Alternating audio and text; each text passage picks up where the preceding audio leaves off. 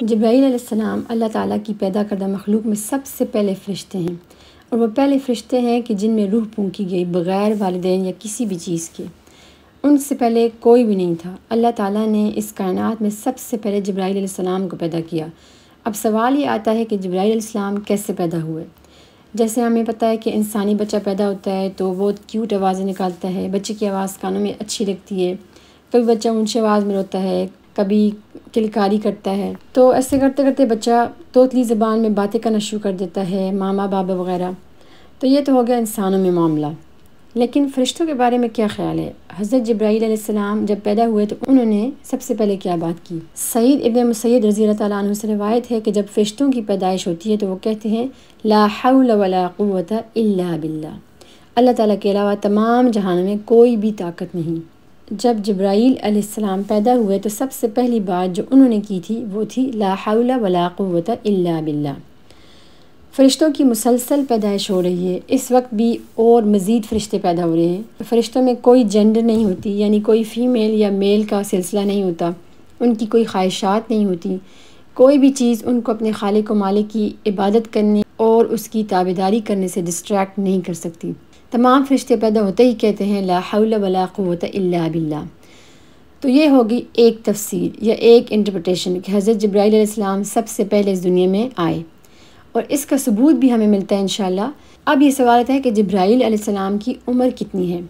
ہم نے ابھی پڑھا کہ جبرائیل علیہ السلام کے بارے میں ایک رائے یہ ہے کہ دنیا میں آنے والی سب سے پہلی ہستی یا مخلوق جبرائیل امین ہے۔ تو اس کا کیا ثبوت ہے؟ اس بارے میں حضور صلی اللہ علیہ وسلم کی ایک مستند حدیث ہے، لما خلق اللہ الجنہ والنار ارسل جبریل الی الجنہ۔ جب اللہ تعالیٰ نے جنت اور جہنم بنائے تو اللہ تعالیٰ نے جبرائیل علیہ السلام کو بھیجا کہ وہ جا کے جنت اور جہنم دیکھ کے آئیں، جس سے ہمیں یہ معلوم ہوتا ہے کہ جبرائیل علیہ السلام جنت اور جہنم کے بنائے جانے سے بھی پہلے موجود تھے۔ ظاہر ہے کہ انسان اور جن جنت اور جہنم کے بننے کے بعد ہی دنیا میں بھیجے گئے ہیں، کیونکہ اس سے پہلے ہمیں کہیں بھی جن اور انسان کا ذکر نہیں ملتا، ٹھیک ہے۔ اور جبرائیل امین سید الملائکہ ہیں، فرشتوں کے سردار ہیں، تو ظاہر ہے کہ وہی سب سے پہلے پیدا ہوئے ہیں۔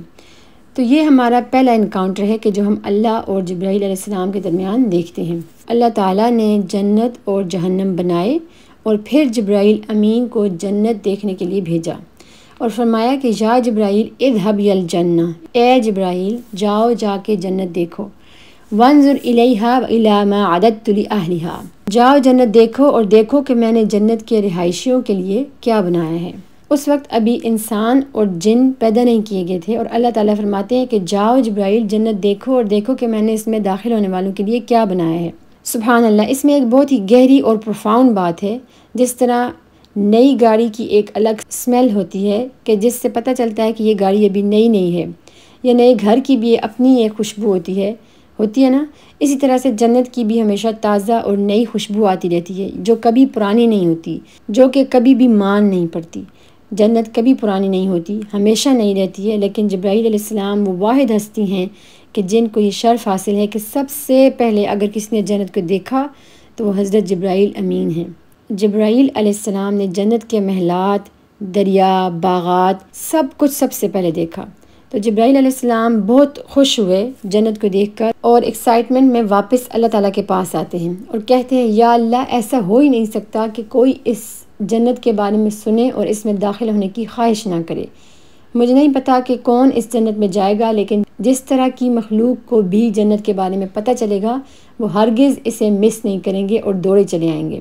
پھر رسول اللہ صلی اللہ علیہ وسلم نے فرمایا کہ اللہ تعالیٰ نے جنت کو رکاوٹوں اور مشکلات سے گھیر لیا، کیونکہ اللہ تعالیٰ جبرائیل علیہ السلام کو دکھانا چاہتے تھے کہ جنت میں جانا اتنا آسان بھی نہیں ہے۔ اللہ تعالیٰ جبرائیل علیہ السلام کو دوبارہ جنت کی طرف بھیجتے ہیں کہ وہ جا کے دوبارہ دیکھ کے آئیں۔ پہلی مرتبہ تو جبرائیل علیہ السلام بہت خوش ہوتے ہیں، لیکن اب دوسری مرتبہ وہ پریشان ہو جاتے ہیں اور فرماتے ہیں کہ اے اللہ، آپ کی اعلیٰ شان کی قسم کہ کوئی بھی جنت میں داخل نہیں ہو سکے گا، یہ مخلوق کیسے اتنی مشکلات اور رکاوٹوں کو پار کرے گی؟ پھر اللہ تعالیٰ نے جبرائیل علیہ السلام کو جہنم کی آگ دیکھنے کے لیے بھیجا اور فرمایا جاؤ اور دیکھو کہ میں نے جہنم کے رہائشیوں کے لیے کیا تیار کیا ہے۔ جبرائیل علیہ السلام جب اللہ تعالیٰ کے پاس واپس آتے ہیں تو عرض کرتے ہیں کہ آپ کی اعلیٰ شان کی قسم کوئی بھی اس جہنم میں کبھی بھی داخل نہیں ہونا چاہے گا۔ جب لوگوں کو پتہ چل جائے کہ جہنم کی آگ اصل میں کیسی ہے تو لوگ ہر ممکن کوشش کریں گے کہ وہ کوئی ایسا کام نہ کریں کہ جو ان کے جہنم میں جانے کا باعث بنے۔ پھر اللہ تعالیٰ نے جہنم کی آگ کو شہوات، خواہشات اور آسانیوں سے گھیر لیا۔ اب جب جبرائیل علیہ السلام جہنم کو دیکھ کے آتے ہیں تو کہتے ہیں کہ اللہ تعالیٰ کی قسم، اب تو مجھے ڈر ہے کہ کوئی بھی جہنم کی آگ سے محفوظ نہیں رہ سکے گا۔ اس سب سے یہ بات تو واضح ہو جاتی ہے کہ جبرائیل علیہ السلام کے دل میں ایمان والوں کے لیے کتنی محبت ہے، جبکہ ایمان والے لوگ ابھی پیدا بھی نہیں ہوئے تھے۔ اللہ تعالیٰ نے جبرائیل علیہ السلام کو کیسے تسلی دی؟ جب وہ پریشان ہو گئے تھے یہاں پہ تو اللہ تعالیٰ نے فرمایا قد افلح المؤمنون الذین هم فی صلاتهم خاشعون، ایمان والے کامیاب ہو گئے وہ جو نماز میں عاجزی دکھاتے ہیں۔ ہم سب کی کامیابی کا راز جنت اور جہنم کی تخلیق کے وقت ہی بتا دیا گیا تھا۔ ہماری تخلیق سے بھی پہلے نماز کو ڈٹرمننگ فیکٹر بنا دیا گیا تھا ہمارے جنت یا جہنم میں جانے کے فیصلے کرنے میں۔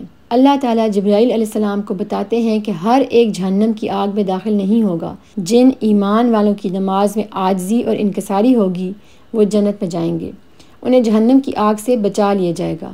لیکن اس سے ہمیں جبرائیل علیہ السلام کے بارے میں شروع سے پتہ چلتا ہے کہ وہ کیسے کردار کے ہیں، اللہ تعالیٰ سے ان کی محبت اور خاص طور پہ ایمان والوں کے لیے ان کی کتنی محبت ہے۔ اب اللہ تعالیٰ اور جبرائیل علیہ السلام کے درمیان کیا تعلق ہے؟ نمبر 1، وہ کلیم اللہ من الملائکہ ہیں۔ جبرائیل علیہ السلام وہ فرشتے ہیں کہ جن سے اللہ تعالیٰ بات کرتے ہیں۔ اب آپ سوچ رہے ہوں گے کہ کیا اللہ تعالیٰ تمام فرشتوں سے بات نہیں کرتے؟ تو جواب ہے کہ نہیں۔ جس طرح اللہ تعالیٰ مخصوص لوگوں سے ڈائریکٹلی بات کرتے ہیں، بالکل اسی طرح فرشتوں میں سے بھی کچھ مخصوص فرشتے ہیں کہ جن سے اللہ تعالیٰ براہ راست بات کرتے ہیں۔ اللہ تعالیٰ المقسمات امراض سے بات کرتے ہیں، جو کہ 4 میجر فرشتے ہیں۔ اللہ تعالیٰ اور ان فرشتوں کے درمیان بات چیت کی روایات بھی موجود ہیں، لیکن اللہ تعالیٰ ہمیشہ جبرائیل علیہ السلام سے ڈائریکٹلی بات کرتے ہیں اور باقی فرشتوں کی طرف اللہ تعالیٰ جبرائیل علیہ السلام کو بھیجتے ہیں۔ اللہ تعالیٰ براہ راست جبرائیل علیہ السلام سے بات کرتے ہیں، پھر جبرائیل علیہ السلام جا کر اللہ تعالیٰ کا حکم یا پیغام باقی کے ملائکہ تک پہنچاتے ہیں۔ اسی طرح وہ فرشتوں میں کلیم اللہ ہیں۔ رسولوں میں سے کوئی رسول ایسا نہیں ہے کہ جن کے بارے میں آپ پڑھیں اور آپ کو جبرائیل علیہ السلام کا ذکر نہ ملے۔ آپ قصص الانبیاء پڑھ لیں جس میں انبیاء کے واقعات ہیں، سب میں آپ کو جبرائیل علیہ السلام اسی شیپ اور فارم میں ملیں گے، کیونکہ انہیں 1,24,000 انبیاء کی طرف بھیجا گیا ہے۔ مسلم امام احمد میں ایک حدیث کے مطابق 1,24,000 انبیاء ہیں، جن میں سے 315 پیغمبر ہیں یا رسول ہیں۔ جبرائیل علیہ السلام کو ہر ایک کی طرف بھیجا گیا تاکہ وہ انہیں سکھائیں، ان کی تربیت کریں، ان کی حفاظت کریں اور ان کو سپورٹ کریں۔ وہ ہمیشہ ان کے ساتھ تھے، اس لیے جبرائیل علیہ السلام ہی فرسٹ پوائنٹ آف کانٹیکٹ رہے ہیں ہمیشہ سے۔ ان کا دوسرا خطاب یا ٹائٹل ہے ناصر الانبیاء، یعنی وہ انبیاء کی مدد کرتے تھے، انہیں سپورٹ کرتے تھے۔ وہ نہ صرف انبیاء تک وحی لانے کا کام کرتے تھے بلکہ انہوں نے انبیاء کی زندگیوں میں بہت سے مختلف کردار بھی ادا کیے ہیں۔ آدم علیہ السلام کے بارے میں اگر بات کی جائے تو ہمیں ایسی روایات ملتی ہیں کہ جن میں اللہ تعالیٰ نے جبرائیل علیہ السلام کو زمین پر مٹی لانے کے لیے بھیجا تھا، جو کہ آدم علیہ السلام کی تخلیق میں استعمال ہوئی۔ کیا یہ روایات صحیح ہیں؟ تو جواب ہے نہیں، لیکن اس سے آپ کو یہ اندازہ ہو جاتا ہے کہ جبرائیل علیہ السلام کا ذکر آدم علیہ السلام کی تخلیق سے بھی پہلے آتا ہے۔ جب آدم علیہ السلام کو جنت سے نکالا گیا تو کیا اللہ تعالیٰ نے آدم علیہ السلام سے براہ راست بات کی تھی؟ نہیں، بلکہ جبرائیل علیہ السلام اللہ تعالیٰ اور آدم علیہ السلام کے درمیان پیغام رسانی کرتے تھے، جبکہ جنت میں آدم علیہ السلام سے اللہ تعالیٰ خود براہ راست بات کرتے تھے۔ امام الزرکشی رحمہ اللہ فرماتے ہیں کہ جنت میں ہونے سے بھی زیادہ بڑی فضیلت اصل میں اللہ تعالیٰ سے بات کرنا ہے، جو کہ آدم علیہ السلام سے چھین نہیں گئی تھی، کیونکہ اللہ تعالیٰ آدم علیہ السلام سے خود براہ راست بات کرتے تھے، لیکن جب آدم علیہ السلام کو جنت سے نکال دیا گیا تو اللہ تعالیٰ جبرائیل امین کو آدم علیہ السلام کے پاس اپنا پیغام دے کر بھیجتے تھے۔ جب آدم علیہ السلام فوت ہو گئے تو لوگوں کو کچھ نہیں پتہ تھا آدم علیہ السلام کے جسم کے ساتھ کیا کریں۔ ظاہری سی بات ہے کہ انسانوں کو موت کے بارے میں کچھ خاص علم ہی نہیں تھا اس وقت تک۔ اللہ تعالیٰ نے جبرائیل علیہ السلام اور ایک فرشتوں کے گروہ کو بھیجا جنہوں نے آدم علیہ السلام کو غسل دیا اور کفن پہنایا اور پھر انہیں دفنایا، یعنی جبرائیل علیہ السلام شروع سے موجود ہیں، آدم علیہ السلام کے وقت میں بھی وہ تھے۔ آپ کو ایک اور روایت بھی ملتی ہے کہ جس میں ادریس علیہ السلام کے ساتھ جبرائیل علیہ السلام کا ذکر آتا ہے۔ ادریس علیہ السلام جو کہ آدم علیہ السلام کے پوتے حضرت شیت کے بیٹے تھے، ادریس علیہ السلام ایک بہت ہی نیک آدمی تھے جو لوگوں کو بھلائی کی طرف بلاتے تھے اور برائی سے روکتے تھے۔ جنہوں نے پہلی بار قلم سے لکھنا شروع کیا، ان کے دل میں تبلیغ کے لیے بے پناہ محبت تھی۔ ادریس علیہ السلام کے بارے میں ایک بہت ہی زیادہ مشہور روایت ہے کہ وہ جاننا چاہتے تھے کہ ان کے پاس کتنا وقت رہ گیا ہے اور وہ کب فوت ہوں گے۔ وہ کیوں جاننا چاہتے تھے کہ ان کے پاس کتنا وقت رہ گیا ہے؟ کیونکہ کچھ لوگ آخری دن تک پارٹی کرنا چاہتے ہیں، انجوائے کرنا چاہتے ہیں۔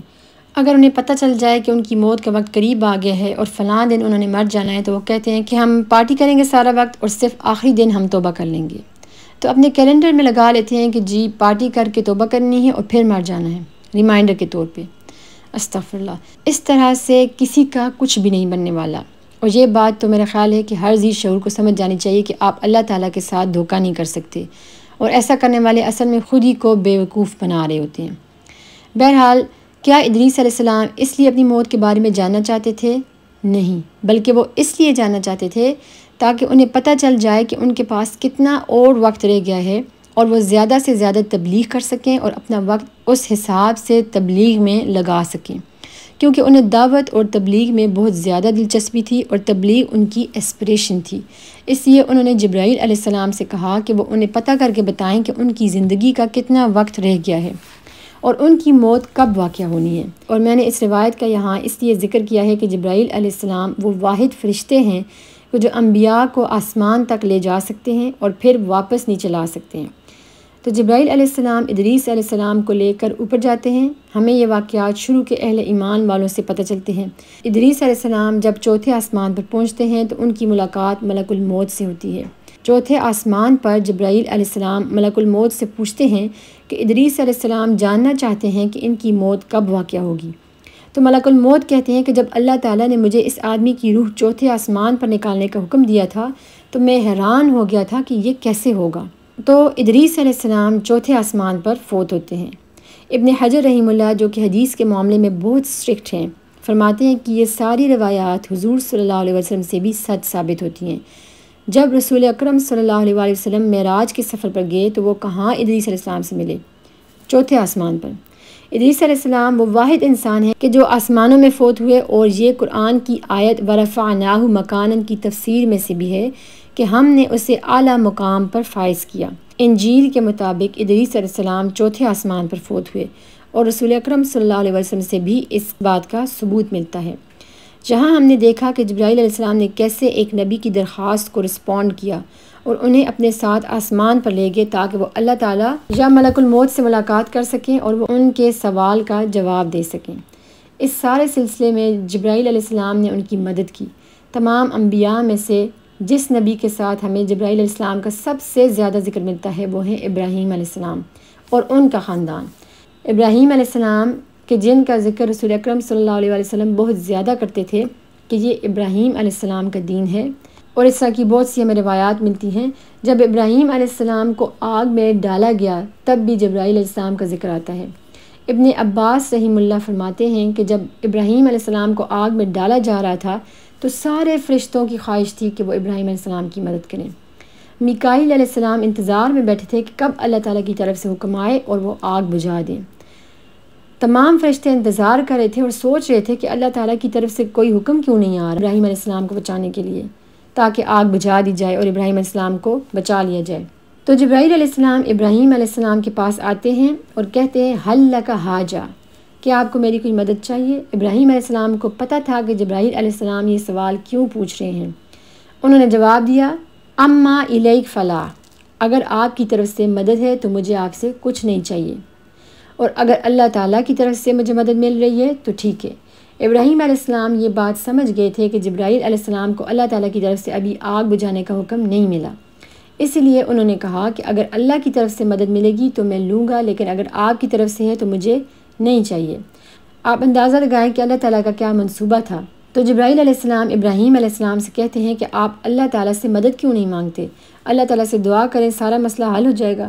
ابراہیم علیہ السلام کہتے ہیں علمہ بحالک، اللہ تعالیٰ کو میری خوب خبر ہے، میری حالت سے اللہ تعالیٰ خوب واقف ہیں، اس لیے اللہ تعالیٰ سے سوال کرنا بے محل ہے۔ اب یہ بات ہمارے لیے بالکل بھی نہیں ہے، اس لیے آپ بالکل بھی خود کو کنفیوز نہ کریں کہ آپ بھی ایسے کہیں کہ اللہ سے مدد کیوں مانگیں یا دعا کیوں کریں۔ استغفر اللہ، ہم نے ہر حال میں اللہ تعالیٰ سے مدد مانگنی ہے اور اسی کو پکارنا ہے۔ یہ معاملہ صرف اور صرف انبیاء کے ساتھ ہے۔